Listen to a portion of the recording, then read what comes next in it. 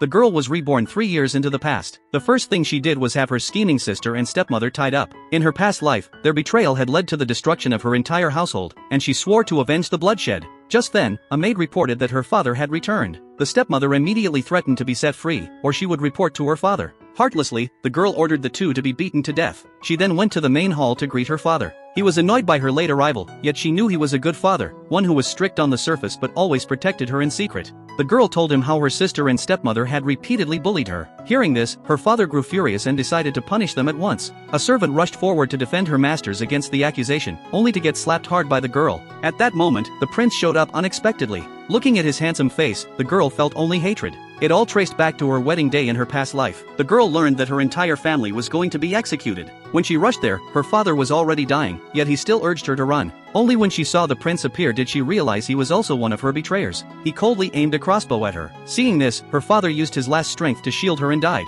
The girl burst into tears of grief. The prince helped her up as if to say something, but blinded by hatred, she drove a knife deep into his heart. However, she too was struck by an arrow and fell, and they died in each other's arms. The girl didn't understand why the prince had arrived earlier than in her past life. As he stepped closer, she instinctively backed away. The prince held her and asked why she was afraid of him. She couldn't help but push him away disgustedly. Just then, the maid hurried over to report that the stepmother had died, and the stepsister was severely injured. The old servant angrily accused the girl of being the killer, then lunged at her with a dagger. The prince immediately shielded the girl in his arms. Then he grabbed the old servant by the neck and killed her on the spot. The girl was horrified by his cruelty. Since nothing like this had happened in her past life, she began to suspect that her rebirth had altered the course of events. Little did she know, the prince had also been reborn with his past memories.